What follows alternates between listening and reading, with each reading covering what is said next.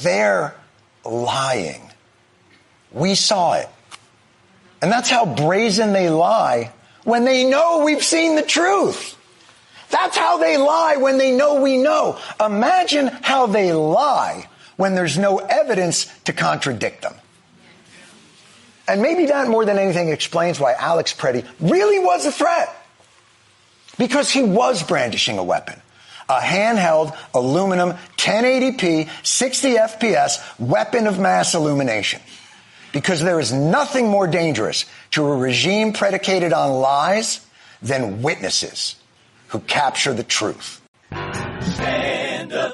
Well said, Jon Stewart last night on The Daily Show. And hello, welcome to today's Stand Up. Speaking of The Daily Show, my guest is the co-creator of that show. It's Lizz Winstead from Minneapolis. She and I caught up yesterday.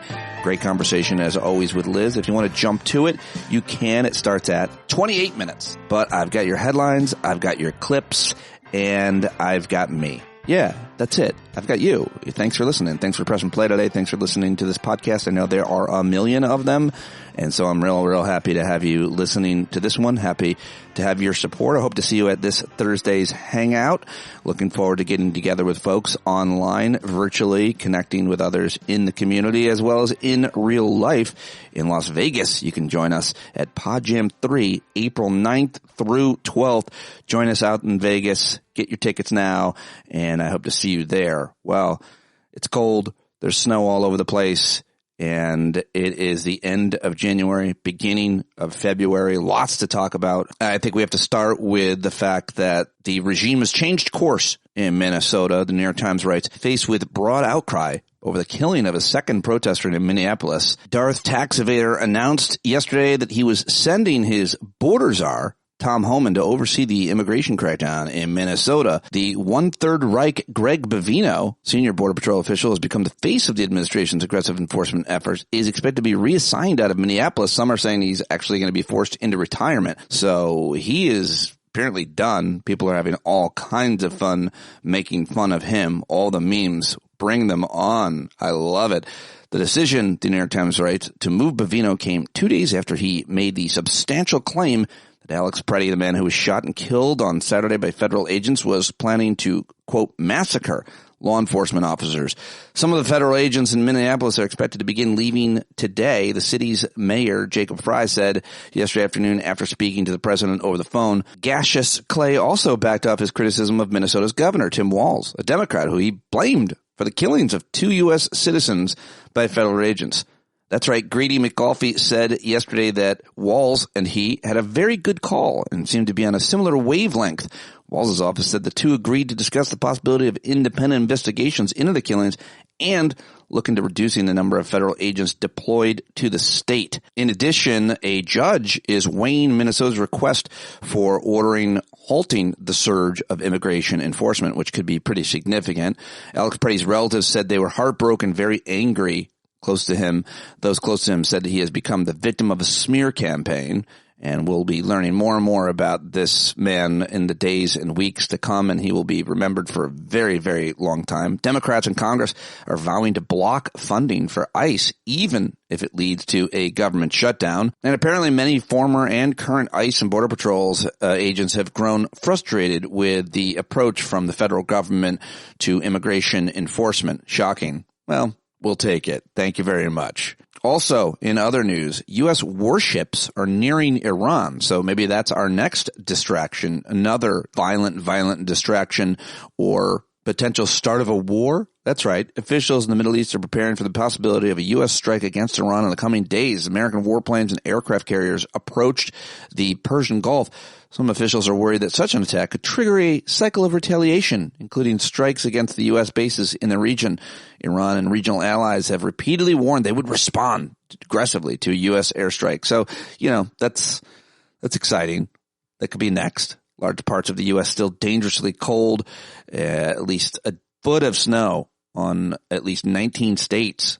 More than 70 million people live in places that remain under extreme cold warning. Hundreds of thousands, not millions, without power. At least 22 storm-related deaths reported across the country, including several from hypothermia. Thousands of flights were canceled yesterday, thousands more delayed. And that is your weather update from yesterday. What else can I tell you? The price of gold has reached a high, surging above $5,000 an ounce. What does that mean for the gold that we already have? Like our old gold jewelry. My daughter has like piles of it that she doesn't wear anymore. Should she sell it? I don't know. Anybody buying gold? What else can I tell you? How about this? Jordan Rubin at MS Now is writing, when you hear the phrase destroying or altering evidence, it might conjure an image of criminal organization hell-bent on covering up its misdeeds. As it happens, a judge appointed by General Eisenhower himself just used those words in order against the administration officials and employees, temporarily barring them from taking such actions after the fatal shooting of Alex Preddy by federal agents in Minnesota on Saturday. So they want to make sure the federal government itself doesn't destroy or alter evidence. Well, that says a lot, huh? Yesterday, we also learned of the 36th known strike on a boat in the Pacific. The United States military on Friday apparently struck another boat it's suspected of smuggling drugs, killing 2 people, according to U.S. Southern Command, and its first known boat strike in the Eastern Pacific since the capture of Nicolás Maduro of Venezuela. At the FEC, federal regulators have dropped a long-running lawsuit against a prominent cryptocurrency firm with ties to Scammy Davis Jr. himself, court records show. The administration's latest pullback in enforcement of the industry in a file made public on Friday. The Securities Exchange Commission agreed to dismiss the case against Gemini Trust, a crypto exchange founded and run by the billionaire twins Tyler and Cameron Winklevoss. What a shock. And the European Union regulators on Monday announced an investigation into Elon Musk's social media platform, X, formerly known as Twitter, after the authorities said that it had failed to stop the spread of sexualized images generated by artificial intelligence. So, I wonder if the administration is going to come to Elon Musk's defense. All right, those are the headlines that I've gathered for you from yesterday. Now let's get to the clips, starting with a montage, a potpourri of governors that I've got for you, all reacting to what's happened, the horror of Minneapolis. Let's start with the governor of Minneapolis himself, just Tim Walz. He was on Minnesota Public Radio when he found out the news that apparently Border Patrol agents, at least some of them, were pulling out. That as we've been talking, the Associated Press reports that Border Patrol Commander Greg Bovino and some agents are expected to leave Minneapolis tomorrow. That's according to AP sources there. That is really good news, and I will acknowledge it here. That is the president following through, apparently, with our conversation. So Republicans have said that your rhetoric is overheated and your comparisons to Nazi Germany are not helpful. You mentioned Anne Frank yesterday during that press conference. Do you see a role in dialing down the rhetoric in the state and in the country? Look, I've been very clear about peaceful protesting. I've also been very clear since January that this type of extrajudicial or non-judicial type of activities are unacceptable. I see a strong parallel to the way these people are acting. I do know, and I want to thank, I think, Chris Maddow stepping out of this governor's race. I want to note that the other candidates immediately blamed me and parroted Kristi Noem's language. I've never said anything like that, but I don't know if you watch that video, if you wouldn't come up with a comparison that these people are acting in a manner that is reflective of that time. I just have to use language that I think fits, that I can describe. It certainly wasn't law enforcement. It certainly wasn't callous behavior. It was the state, and in this case, the state being the federal government, killing an American citizen while they exercise their First Amendment rights. So I think if you're searching for people who are to blame here, it's pretty clear that that these ICE agents and the directive that they were receiving from Kristi Noem and Greg Bovino are at the top of that list. All right. Governor Tim Walz of Minnesota. Here's the governor of New York, Kathy Hochul, calling for Kristi Noem to be fired. No one is above the law.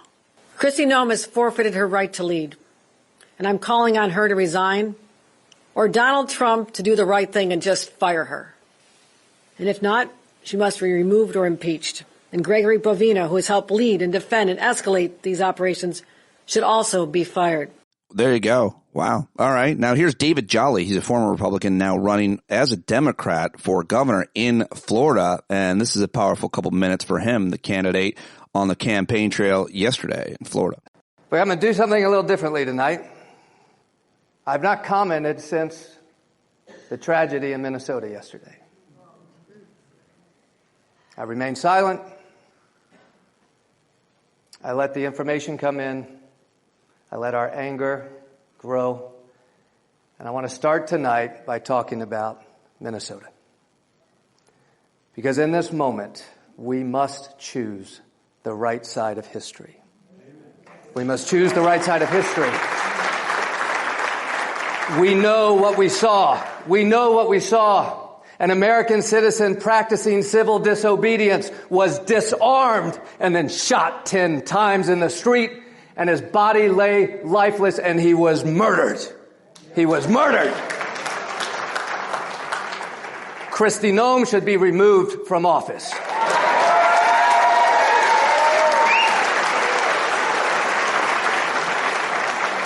ICE operations in Minnesota and elsewhere should be suspended tonight. There should be an overhaul of the operations of ICE, and there should be a deep and thorough investigation from the Secretary's office down to the street into the patterns and practices of an agency that continues to violate the constitutional rights of all of us across this country tonight.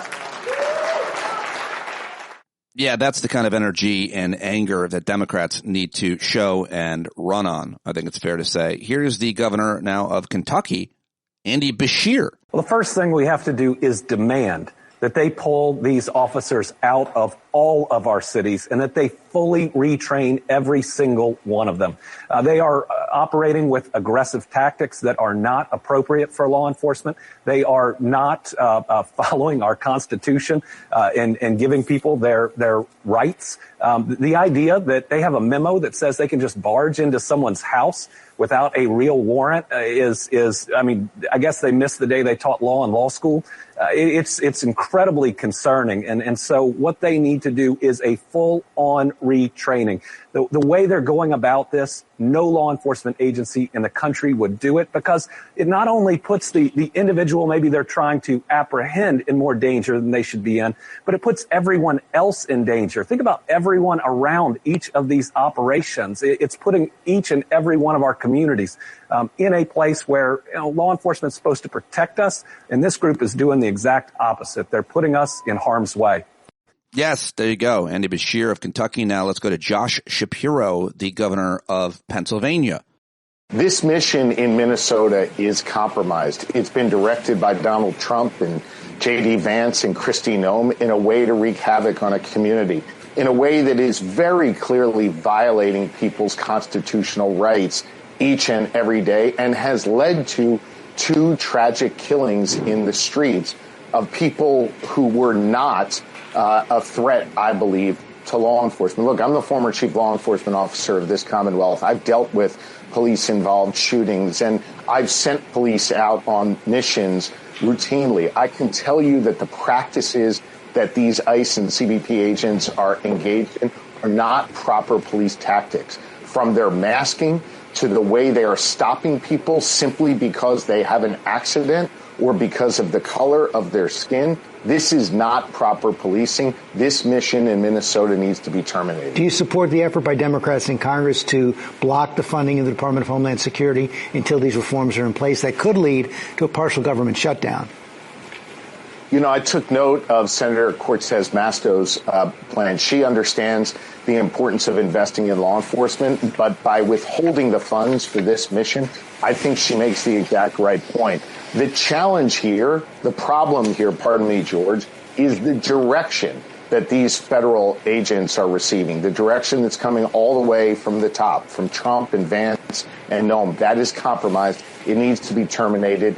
And I would not continue funding this and giving the president a blank check to wreak havoc and undermine people's constitutional rights in our cities. How about that from Josh Shapiro of Pennsylvania? And now let's go to Maryland, where we heard from the governor. Wes Moore was on CNN. And your state of Maryland is home to so many federal workers. Do you support this move to not vote to continue to fund the government because of funding continuing for the Department of Homeland Security? Listen, I hate government shutdowns. I hate the fact that the United States actually can't even allow government shutdowns to take place, because it's basically just saying, are you willing to pay your bills for things you've already done? No state can do that. No family can walk in and say, you know what, I'm shutting my family down. It is just the unique thing about the U.S. federal government, which is just absolutely absurd. But what I also know is this: to continue cutting health care and to continue cutting grants towards research institutions, which have happened during this administration, so we can fund groups that are coming into our communities who are untrained and unaccountable, to cut basic resources and supports, to not give a single dollar in federal disaster relief, which no state that has not voted for Donald Trump has gotten since he's become the president, so we can fund people who are arresting 5-year-olds and people who are killing American citizens. So while I am always, just the idea that we should have a government shut down, it hurts my state more than any state in the country. But I also know this: we cannot continue to allow this funding of the 13th largest military force by funding in the world to continue to exist, where there is no accountability, where people are not trained, and where we're watching these travesties happening in our communities every single day. There you go, Wes Moore from Maryland, of course. And now here's a guy named Chris Maddow. Probably won't hear too much more from him. I don't know. Maybe he's a Republican who was running for governor in Minnesota, and he decided he can't do it anymore because he can't support these actions taken by his Republican colleagues in the federal government. Here he is on CNN last night talking about that with Aaron Burnett. You talked about at the end of the day, I have to look my daughters in the eye and tell them I believe I did what was right. I'm a parent. So many people watching are. But tell me about why it was so important for your daughters to see you do this, Chris. When I look at my daughters, I want them, like every other parent, I want them to have a better life than I did. But I also want them to know that I'm leading by example. And when I want them to know that it doesn't matter what the color of your skin is. It doesn't matter where you came from. We need to treat everybody with a measure of humanity. And that's what it really means to be an American. That's what we are. We are a nation of immigrants. And when we're treating United States citizens for they're hiding in their homes right now in Minnesota, they're afraid to go outside. We have United States citizens, because of their color of their skin, are carrying papers, their passport with them, pictures of their passport, because they're afraid of being picked up by the federal government. That is antithetical to everything our country is about, literally everything. And I want my daughters to know that I stood up and said no. It's far important to me that I said no to this than I become the Republican gubernatorial candidate, and see my name in lights with respect to that. There are some things that are far more important than just running for office, and I needed them to know that. All right. There you go. I thought that was pretty good. Pretty brave and impressive, and I give him credit for it. Now let's go to comedian Josh Johnson, who's become more than just a comedian, but kind of a thought leader, an influencer. He's a Daily Show correspondent, and he is always very relevant and right on the cusp of what's happening. And that's why I want to give you a full 3 minutes from his thoughts on this, because I thought it was great. Here he is. You see what happened in Minneapolis. Yeah. You see everything that happened, and it is it's sad and fascinating that no matter how many angles come out, no matter what people are watching, no one's really changing their position. And I think one of the main reasons is that there are many people that are trying to argue the legality, and everyone else is trying to argue the morality.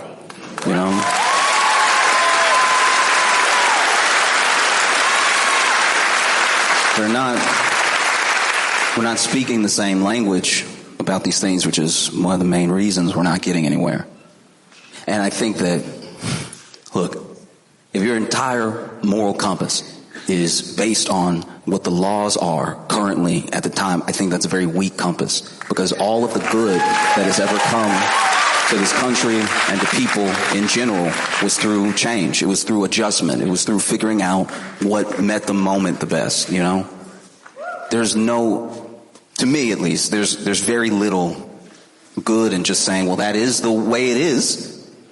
It's like that's not enough. Every benefit to your life, every single benefit to your life came through some sort of change. The powers that be weren't just waking up one day and then thinking, oh, well, we probably should do a little better. Sadly, that's not how that sort of arc of justice bends. It usually bends with pressure.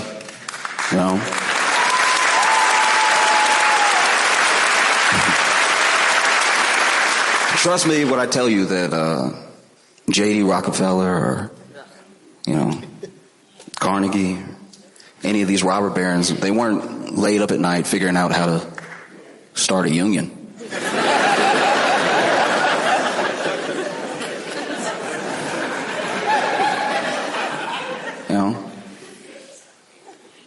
All these things come with time. You can make whatever legal argument you want to make. That is not what people are not arguing for some sort of like Section 3, Article 5 of some. They saw the video. You saw the video. And I personally think one of the reasons to argue the legality or to make the status quo your moral compass is because you're either not affected or you think that if you play ball, it won't come for you. It won't affect you, And that's just not the case. Now we are where we are because they needed something. They passed this bill that is going to really devastate a lot of people. Yes. You know what I mean? They passed it a while ago and they're hoping you don't remember. In fact, they're looking for something. They need something new. It can't be the old stuff because they said they fixed all the old stuff. Right? So they need something new. They passed this bill that lets AI companies off the hook, that rolls back a bunch of environmental protections, that slashes your health care, and they need something new, which is why they landed on Somali daycare fraud. No, you know Somali daycare fraud, the most lucrative fraud of all time. It is the fraud it's honestly the fraud that the world turns on the axis of. It is the most prevalent fraud that has ever existed. If only Walter White had known about Somali daycare fraud, it would have been a very different show. No, they need something new because they're hoping that you'll forget that they can't actually, and they don't have plans to, and the things that it would take they're not willing to do to improve your life. They're not going to do it, They're all in the same pool, so they're not going to tax their friends, So what can they do? Well, they can't improve your life. They can't do it, but they can make everybody else's life miserable. Like they can make everyone else's life worse, and then that's equality. There you go, Josh Johnson. Very, very funny. Love it. And now let's go to another very funny comedian with a great rant. It's our friend Trey Crowder. Well, we've officially reached a point where it's apparently too much to ask that a federal law enforcement agency not execute Americans in the streets. And further, that is a divisive position to take. Like, how the hell did we get here, y'all? Oh, right, the other candidate was a woman with a weird laugh, so really we had no choice. Thank God we dodged that bullet. Of course, now Americans have to dodge literal bullets fired at them by their own government for little more than peacefully protesting. But hey, at least we're allowed to say the word retarded again. And speaking of that word, these ICE agents, man, some of these guys make Kyle Rittenhouse look like Sergeant York, y'all. I mean, who am I kidding? Obviously, Rittenhouse would fit right in with these rock-chewing cosplayers, but they suck, is my point. Right? They're violent, they're dangerous, they're incompetent, and I'm pretty sure a lot of them get off on this shit. So as long as they fill the streets, so too shall the blood of the innocent. In this case, Alex Pretty, who absolutely was innocent, just like Renee Good, and just like Renee Good, taking his life wasn't enough. They have to attack his character as well, I guess, because if they found out that he had a DUI 15 years ago, somehow that would completely justify the government murdering him in front of us all. But Alex, like Renee, had the audacity to be a good citizen, and that has really pissed him off. Now, the truth is this man was damn near built in a lab to represent the exact version of America that they claim to want.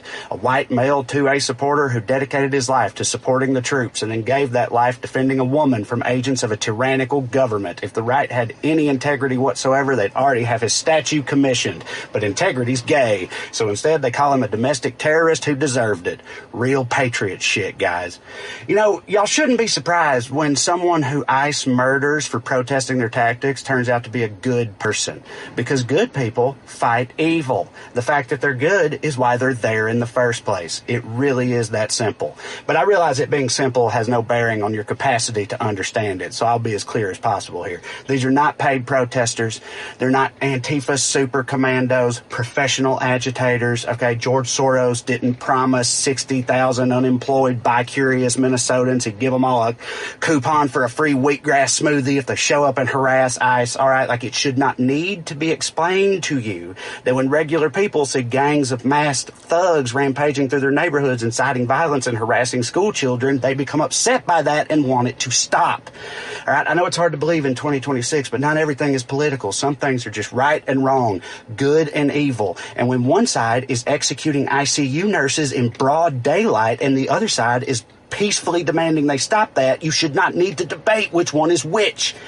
So unless you want to find yourself telling your grandkids years from now, you know, back in his day, your papa was a real bootlicking piece of shit, then I suggest you wake the fuck up and see this shit for what it really is. Love y'all. Awesome as always. Well done, Trey Crowder. Love it. And finally, let's go to Stephen Colbert last night on the CBS Late Show in his final few months, ripping it up as always. Today, more than half of Americans are digging out from a massive winter storm. Freezing temperatures from Texas all the way up to Maine. It's frigid here in New York City. I want to thank everyone here who stood outside in the cold today before you came in. I think we can all agree, ice. Now,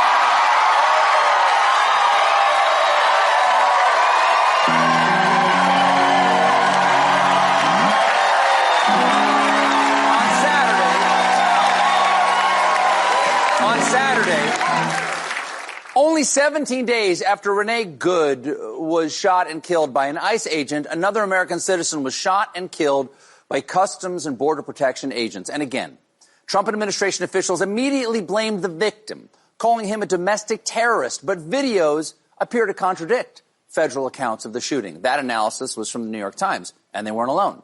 They were joined by NBC News, PBS News, Reuters, The Washington Post, and The Wall Street Journal, as well as your own Eyes and Ears magazine, and I Know That's Pee on My Leg Weekly. Yeah, good stuff from Colbert last night. And those are the clips. That is the opening segment of today's show. Can't do it without you. Patreon.com/Pete Dominic. Let's get to my guest. She's one of the top political satirists working today, co-creator of The Daily Show, co-creator of Air America Radio, as well as one of the founders of Abortion Access Front, which is a team of comedians, writers, and producers that use humor to destigmatize abortion and expose the extremist anti-choice forces working today to destroy access to reproductive rights in all 50 states. Abortion Access Front. Go support them. Go support Liz. Follow her on all the social medias. She grew up in Minneapolis in a conservative Catholic family, youngest of 5 children, and she makes her time now, spends her time between Minneapolis and New York, and continues touring the country doing stand-up and abortion rights, and we love her.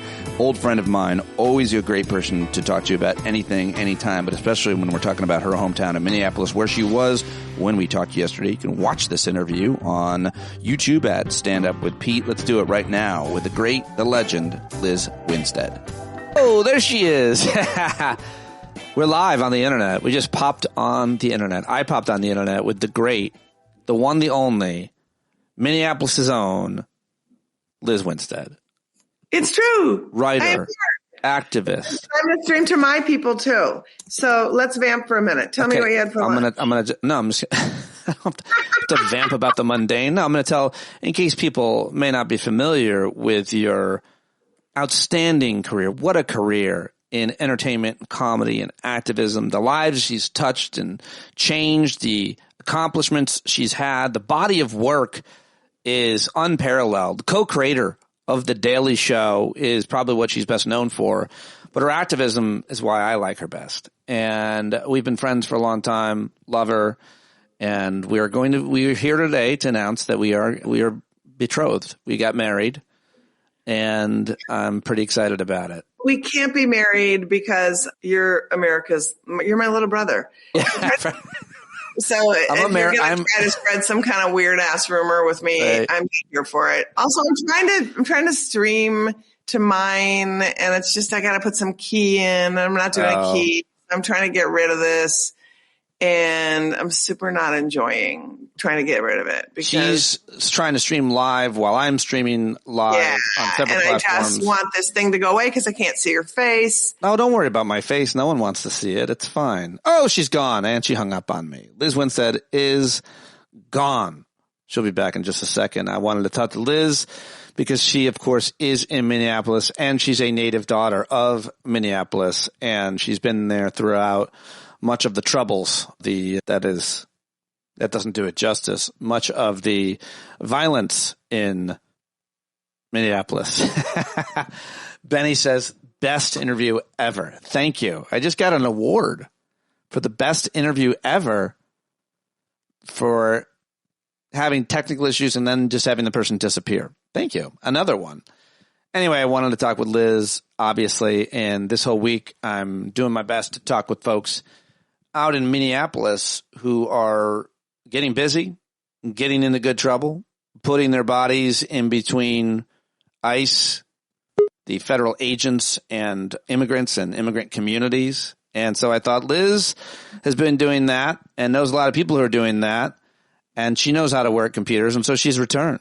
I don't know. You know what? I'm not going to – I should have set this up in advance, and I just didn't. So that's my fault. I should have given you a heads up. But I did just get I got an award.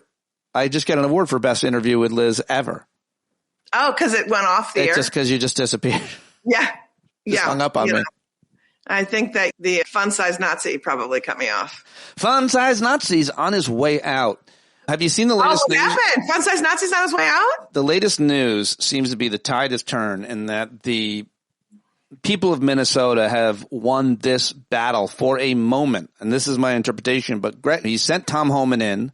He's taken Greg Bavino out. And he had a phone call today with the governor who he's been attacking and savaging for weeks. Tim Walz talked to him. And earlier, the commander in chief posted that he had a great talk with the governor, and it seems like he is realized he's in too deep, and the horrific killing of Alex Preddy has got Republicans putting their forked tails between their legs. Are you not hearing this? Here's the thing. I also run a reproductive rights nonprofit, and today we have been busy because what a lot of people don't know is that on Friday, the same day that 50,000 Minnesotans marched in the streets, there was also a march of 100,000 anti-abortion extremists and white nationalists in Washington, D.C.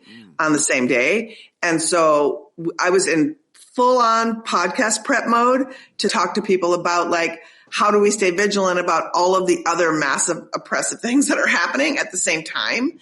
And it was great because somebody on my team from Abortion Access Front was on the ground. So we'll be talking about that. And then I was the master of ceremonies for that whole massive rally that happened on Friday at the Target Center, and to be able to watch and talk about the juxtaposition of what people who say they're pro-life talk about versus what people who are marching in the streets in Minnesota who are actually pro-life talk about. Can you imagine, Pete? They did a rally, they did a march and a rally, a 2-hour rally. No one who said they were pro-life or for the dignity of life had any mention of any of the immigrants, many of them who are very religious people, whether their faith tradition is Catholicism, Christianity, Muslim, didn't mention not a word about 5-year-olds being set out as bait, not a word. They only care about the unborn. Yeah, you have civil rights until you're born, according to them. Just the second you start crowning, you're done.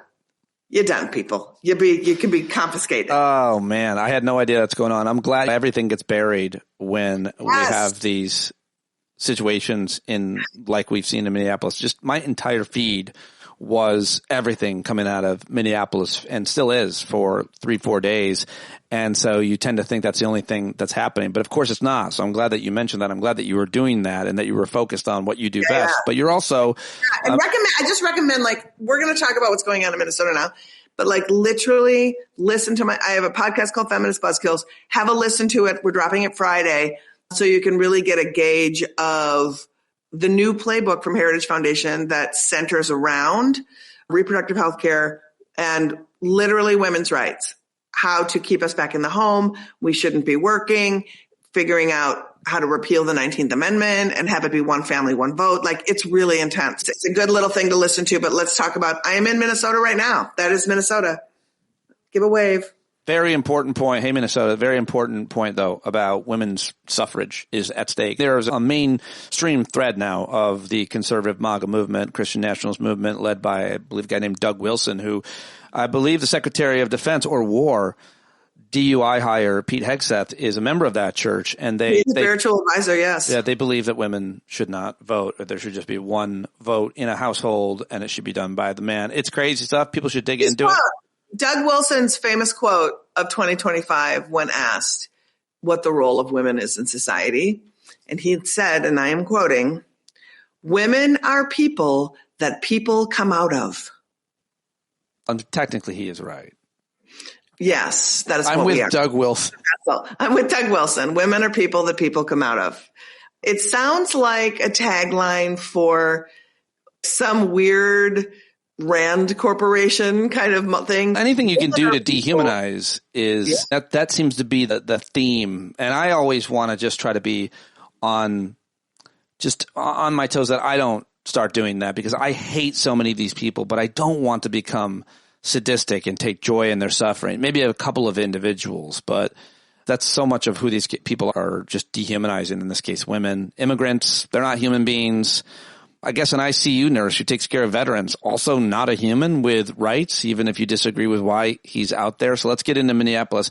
You were born and raised there. You know this town as well as anybody. You're there now. You're there a lot of your life. What do you want to tell us the background of the people? And Minnesota seems to have had the worst year ever. The shooting of those two congresspeople. You also had not Congress.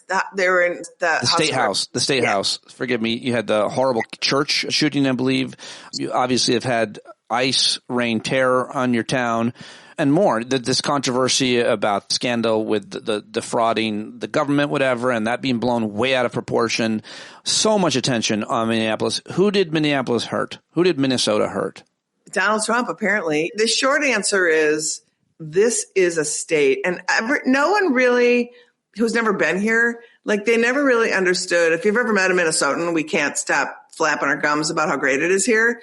But it's rooted in a tradition of indigenous beliefs for the land, for how we treat our environment, how we treat our people, how community and mutual aid matters. Then you have the Scandinavian immigrant tradition of democratic socialism. Hello. And then you have winters, you have environments that we're just brought up that you can't go it alone here. When it's this cold for this long, right, you need your neighbors constantly to be, it's a give and take all the time. Like when you live here, you just like, when there's a problem, you throw it out on the table like puzzle pieces and you're like, who's taking this? Who's taking this? Who's taking this? Who's not? I need to do everything, but here's what I'm good at. Here's what you're good at. Community, working together. All the time. And it's funny, Pete, because like growing up, if you ever talk to Minnesotans, we rarely use the word community. We often use the word neighborhood in replacement of it. Not that there's anything wrong with community, but we really feel that everybody who lives here is our neighbor, whether or not we've ever met them, whether or not they're actually living in proximity to where we are. But the word neighbor is really key here. And it's funny because we've long had the most progressive and thriving immigrant policies in the nation, starting when refugees came through after the Vietnam War. The Hmong people, they were brought here. They were the Lutheran Church sponsored Laotian, Hmong, Vietnamese, Cambodian folks to come and live here, and then Ethiopian, Somali folks. And it's been a place that has thrived. And it's funny because it's also a very provincial place.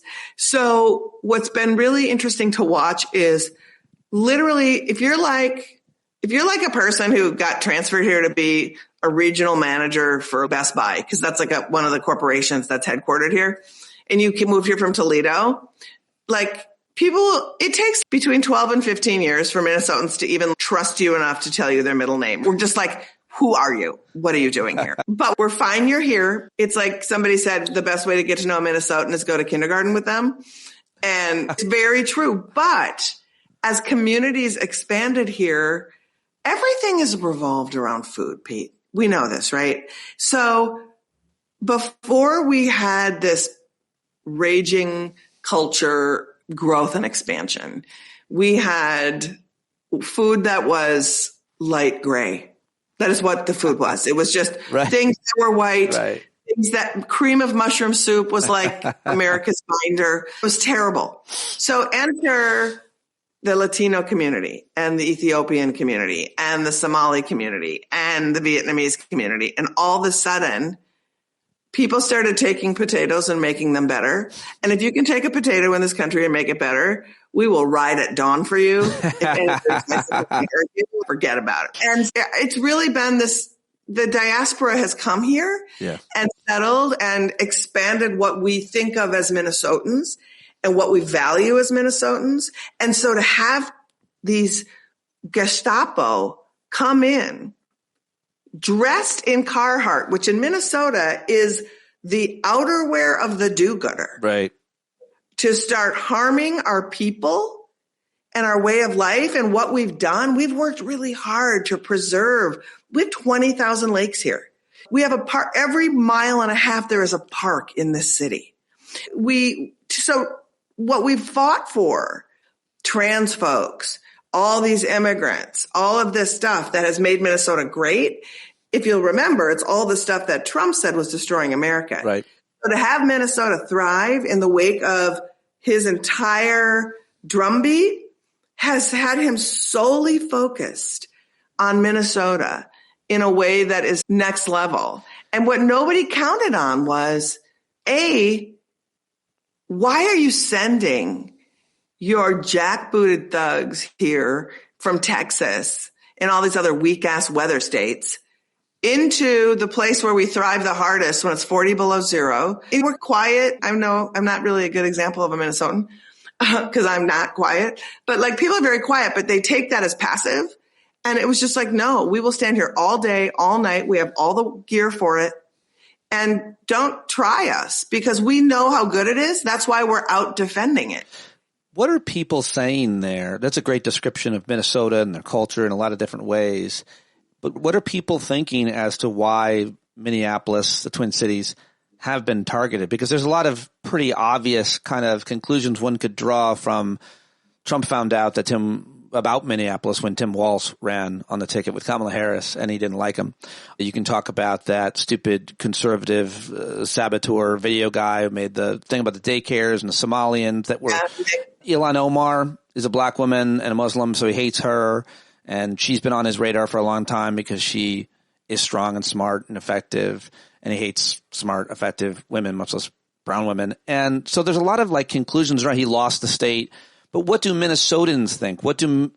How do you feel? What is the conversation about why you are being targeted and potentially made an example of?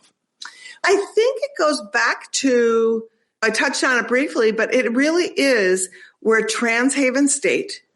We are one of the most progressive states around reproductive access. Our refugee policies, our immigrant policies, we have breakfast and lunch programs in all of our public schools, free breakfast and lunch for anybody, doesn't matter. So all of the things that we've been told are destroying America, immigrants, social programs, healthcare, all of it exist here and thrive here and make this place great.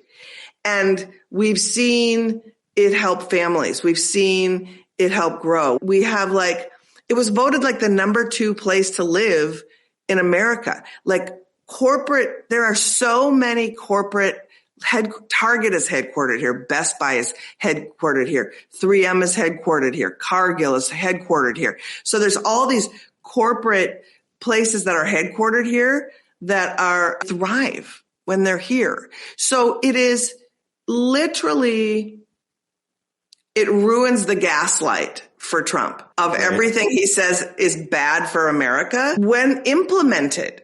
We are implementing the liberal progressive. You're the experiment in democracy of progressive kind of enlightenment from Paul Wellstone, Al Franken, Amy Klobuchar to Tim Walz and all of these other leaders. Yeah. And so watching a state thrive and watching a state have so much pride and understand what it means. Paul Wellstone's slogan is we all do better when we all do better. And there was lawn signs up when Wellstone was alive that said, I'll pay more taxes for a better Minnesota. People see, and we pay a lot of taxes here. There's no question. We pay high taxes, but we have lakes in the middle of our city we can swim in. Yeah. We have education. Our public schools are fantastic. Just the way we care about each other and the way that we rely on each other, nobody is going to come in and ruin that for us. And a little known story that's happening on top of all of this attack is we also have in our Canadian border, we have some of the most beautiful, pristine lakes and rivers called the Boundary Waters, which people can canoe. You can drink the water in some of these lakes. People camp and canoe. And it's one of the most incredible wonders of the state for people who love to fish, people who love to canoe, people. It's just stunning. And right now, going through Congress is a bill to allow a Chilean mining company to come in and drill on the borders of the Boundary Waters. There's never been a mining incident that didn't pollute a natural habitat when that happens. And that's just under the radar, but it's just one more thing to try to turn Minnesota into the shithole that Trump wants it to be. Yeah, they're trying to, obviously Republicans always try to develop anything, anywhere. That's just on top of everything. I heard about that. I want to look into that. I have a feeling that Minnesotans, they're going to stand up against that the way they stood up against ICE. By the way, we're trying, but you should really do a piece on it and talk to some of the environmental folks here. For sure. It's really important. No idea. But like watching us in action and watching how Minnesotans are taking action. Yeah. There's the big things that you see, right? People demonstrating out in the streets. But there are now community organizations that are patrolling every one of the parks outside of the Whipple building where they're bringing the detainees, because they're taking detainees without coats, without anything. And once they realize they're citizens or they can't hold them, they're dropping them off in parks with no clothes in this weather. Yeah. No coat. So now there is citizen patrols who have cars full of coats and food to take them home. Yeah, I talked to this guy, listener, Adam, on the show yesterday, and it's like whole networks of people helping people, driving people, getting groceries for people, homeschooling people. Yeah. It's really very impressive, and nobody wanted to be in this position, and nobody wanted to be the ones we were waiting for. But it sure does seem that you guys, being at the tip of the spear of this horrific reign of terror and experiment that they're doing, you guys have, maybe you're the ones it's supposed to happen to, so you could show the rest of us, if it happens in our town, if it happens in our city, we should copy the organization and motivation and tactics that you guys are using. And it's like the Black and brown community, the Indigenous community has been organizing and fighting back for years. So they've been like our teachers. Right. And then when George Floyd happened, those communities of people who were organizing and creating signal chats and neighborhood, it started. Those networks were probably started. Yeah, it started in large part of then. That's a really interesting point. It did. Yeah. And those networks were the first to become indivisible chapters. And so they stayed connected as friends and as community, coming together in tragedy, but staying together in community. And then, so when this happened, it was a matter of activating those networks and finding out what needed to happen from the folks who it was really happening to. Right. And so the stuff people don't think about are like making sure that we have a thriving halal food pantry. Right? So that Muslim folks can get halal food, and not just because they can't just go to a food pantry because they need halal food. And so making sure that places like that are funded, making sure that there's a network of people who are just going and parking the cars of the people who've been snatched out of their cars, parking their cars, retrieving their belongings and finding out where people live so they can bring their belongings back to them. It's just people are picking up their neighbors who they work with at restaurants and picking them up at their houses, and they're driving them to work in the trunks of their car so that ICE doesn't find them. I hadn't heard that. Oh my God. It's horrible, but also amazing. No, who would ever think you would be doing that in life? Would be in a trunk, much less driving someone in a trunk. What American thought they would be doing that in their city? I suppose Minneapolis folks are, what do you call people from Minneapolis? Minneapolis? Minneapolitans. Minneapolitans? Minneapolitans are probably asking themselves all the time, I never thought I would be in this place. Let me just ask you, because like you're a big sister to me and a mentor, and I can say things to you and they can be dumb and you can make me think about them and be smarter. But the news today of Bavino pulling out and Trump pulling back, listening to Waltz, it seems like folks won there. And it seems like Renee Good and Alex Peretti, their deaths were like not for nothing. Like they were for something. Like they protected white people, especially, are supposed to be put in our bodies, our cars, between ourselves and immigrant communities, vulnerable people. This is what we're supposed to be doing. And it seems, I don't know if you want to call them martyrs, if that's a good thing or not, but like it worked. Like this horrific violence. This guy died. She died not for nothing. Am I simplifying? Does it make sense? Is it stupid? I would never say that anybody died for nothing. I think that's people say it all the time. People say, "Oh, it's senseless. It's senseless," and I always want to be like, "It's not senseless. Certainly, it's not here." Is what I mean. I feel like what I would say is, sadly, how I would phrase it is, sadly, it took two white people's deaths to have people understand the profundity of how far these people are. So I think that might be something. And that what that tells me more is just how insular people live their lives. When you can say, but that's happening over there, it means that your community isn't rich enough to think that there is an over there. I don't think there's an over there. I don't live my life, there's an over there. Right. I live my life in a now because I try to fill my life full of people who are never over there. If you can actually say there's an over there, then that's something wrong with the world, I think, in the greater sense of it. I don't know. I feel like I'm really excited to see that people who have been able to live in a bubble have realized the real way to be anti-racist and to be in the world is that you have to, it's kind of like you said, shed that proximity to safety and privilege and decide that your skin in the game could get burned or bruised or incinerated. But the game itself is the fight for humanity and for neighbors. And that fight is stronger than what happens to your skin. That's right. Well said. Do you know Anya Kamenetz? She's a former NPR reporter and doing her own thing now, written a bunch of books. If you don't know her, you guys should connect because she's great and you're great. But she had this article that she wrote yesterday titled, "Send This to Your Friend Who Isn't Political. It's Time."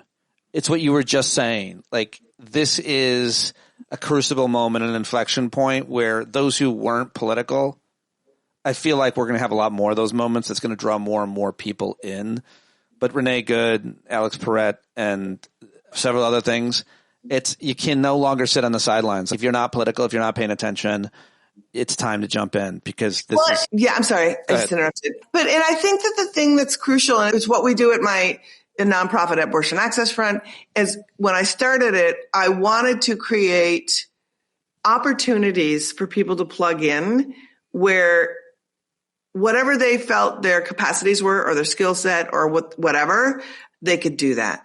And right now in Minnesota, people are doing everything from neighborhood watches to constitutional observing to when you go to mutual aid places, you can do everything from doing intake for the donations that come in to sorting the donations that came in or sitting at a table and writing notes of support that go to the groceries that you're doing. You can drive a car to a curb. You can return somebody's purse. There's a jillion ways, large and small, that you can do it. And I highly recommend for anybody who is, I don't know what to do, I don't know where to start, to look at when people post lists, but do something that you can connect with other people on so that you really do understand the purpose of what you're doing. You're part of a larger wheel and you don't have to do everything. You can do the thing that works for you.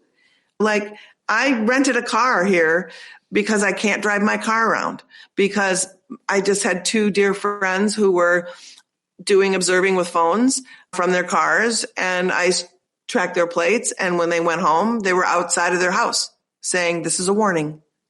So this is the kind of thing that's happening. So I've rented a car because I'm not going to drive my car around anymore. I don't want to get tracked. And they're outside of every single place where people are taking donations, every single place where the federal government is agents. Yes. ICE. And you can't, like, what people don't understand, you can see this on the news all you want. Everywhere you go is ICE. Every grocery store you go to, every gas station you go to, they're out there everywhere. You see them, is it always ICE? Is it CPB? Are they always labeled? I don't know. Who knows, Pete? You don't know. Oh, they're not always, so they're not labeled and masked. You don't know if they are. They're undercover. They're just people in unmarked cars with guns, dressed the same. Got it. I can't pick them out. I don't know. But even if, and that creates a kind of fear and that's part of it. It's like nobody wants to live like that. No, I have an elderly sister who's got comorbidities, right? Who, when she's terrified to leave her home because she's not on social media all the time. She's not as plugged in as people, but she's afraid she's going to turn the corner of a street and end up in a car backup. And when they go, who are you? She can't get her purse fast enough and they pull her out of the car and throw her to the ground. That's where we're at. People are terrified, but they're still showing up. Yes, because there's no other choice. And I want everybody to really understand that people don't show up this way unless the place they live has showed up for them.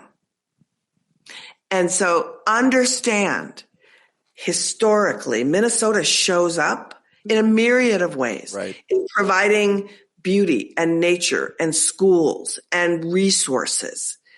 And so that is what we are fighting for, what we've been living.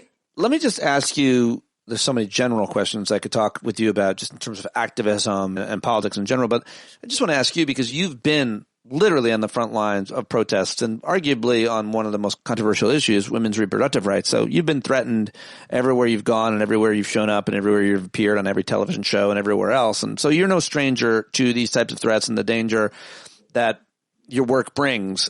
But when it comes to protests and the kind of protests that we've seen not only in Minneapolis, but in LA and Chicago and other places, what do you make of these protesters who are putting themselves in the way, impeding federal agents, yelling at federal agents? It's all nonviolent. There is a long history in this country and many others of this kind of protest, sitting down in the middle of the street, blocking. It's called nonviolent. It's nonviolent to yell. It's nonviolent to put yourself or something else inanimate in the way of a car. These are nonviolent protests. You can be arrested for them, but the idea that people are being beaten and obviously executed, that's different to America. It's happened, but usually it's more of an aberration. And it's what we've always been afraid of. What do you want to say about the types of protests that you're seeing and the types of actions that are being taken as a result? Because plenty of our neighbors and friends are simply saying, and even people, watching us right now, they shouldn't have been in the way. And I always say, put it under your name. Put it under your name that you think that person that was peacefully protesting, that ICU nurse who takes care of veterans every day, done more in his one day than you in your whole life. Put it under your name that you think he should have been executed and shot 10 times, because people can be arrested for protesting and not be beaten to death. I would say that it's not an aberration because the entire civil rights movement was hosed, had dogs sent on them, were beaten, were blown up, were lynched. It was this behavior happened to black folks fighting for their emancipation and the white folks with them, but black folks fighting for their emancipation through the entire movement. And through that entire movement, they remain nonviolent. What I would say is it is not when we do sit-ins, when we do something that is going to break the law, we do it knowing what the penalty is according to the laws and the Constitution. We know we'll be arrested. But to your point, ICE shouldn't be beating anyone in the streets. They are a immigration enforcement agency. They are supposed to be, in their existence, finding the rapists and the people, knowing where they live, and going and getting them and arresting them And then in a world that makes sense, a government that works, they go through a due process, and then they are found guilty or innocent by a court, and then they are deported or not. Like what? Yeah. But so people often forget in the sauce, coming here without papers or not through legal channels is a civil offense, not a criminal offense. And so we're so far beyond what they're doing is so far beyond trying to get some kind of handle on what's happening with an immigration problem. If you're dropping people in parks with no clothes on, if you're arresting old people who are in their underwear and it's a mistaken problem, and you put a gun to that person's daughter's head and you accuse them of running a pedophile ring in their house when no such thing has happened, and then you just bring them back and then they're left with the trauma. Think of what children are going through. Yeah.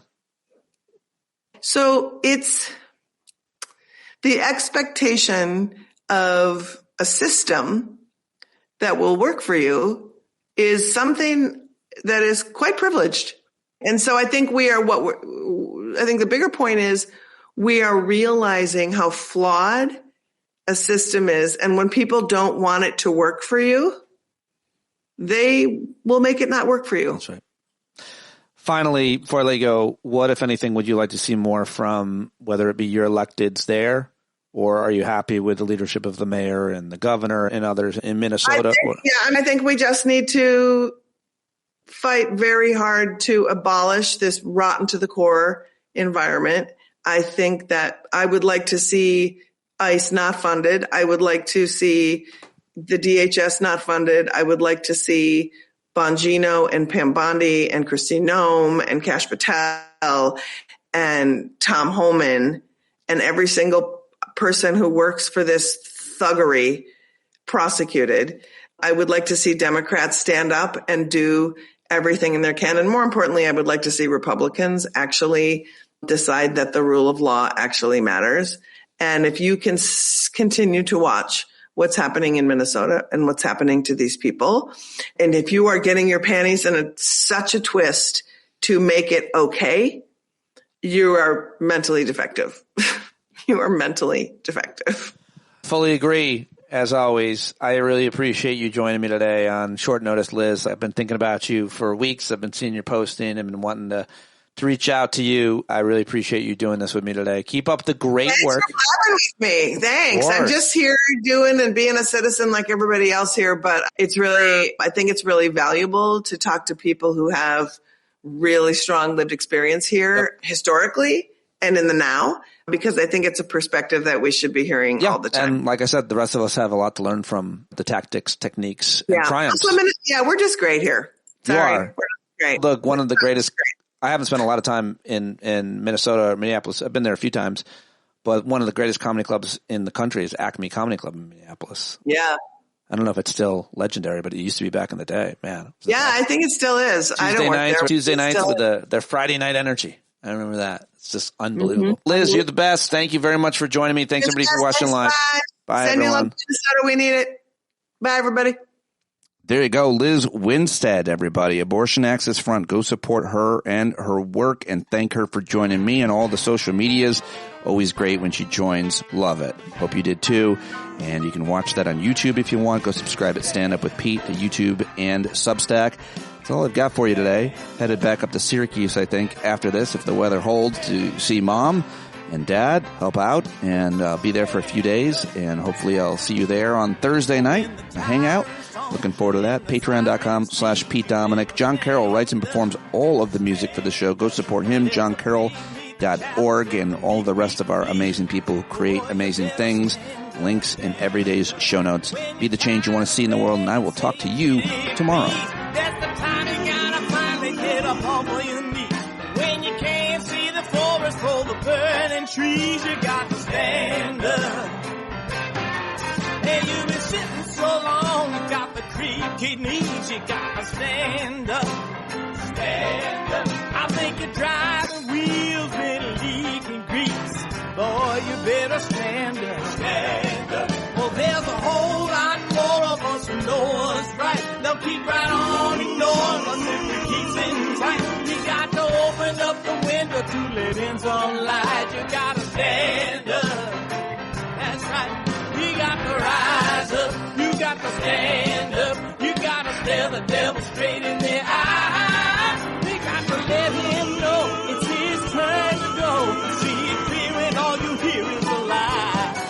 Don't get up off of your butt, get down off of your fence. And even if it ain't a very friendly audience, well, they'll begin to listen when you start making sense. And you stand up, stand up. No need to point your rifle to defend your town. Just stand up, stand up.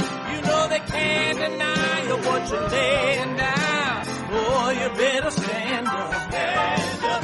Show your face of every color, yellow, black, red, and brown. This is the place where every lost child will finally be found. There's only one thing to do before we stand our ground, and that's stand up, stand up. Well, the founding fathers saw a land for all. They had to stand up, they had to stand up. They had a keen imagination for a crystal ball, drawing all the plans of a stand up. But all they had to go on was the time they were in, with other causes for laws, and since they weren't in sin, they knew that change was gonna come before the change could begin. They had to stand up. All right, they had to stand up. We got to stand up. We got to look the devil square in the eye. We gotta let him know it's his time to go, and make it clear when all we hear is a lie. Why you lying awake wondering where the money all went? It'll be the cost of freedom that'll go unspent. You can see him flee the scene of that experiment if you stand up. Alright, we got to speak up, we got to reach up, and raise your voice in every way you know how. Don't be toes up, you got to show up. Ain't no better time to do it but now. No need to pledge allegiance to no wanton tribe. Rise up, show obedience to the voice inside, and listen well and it'll tell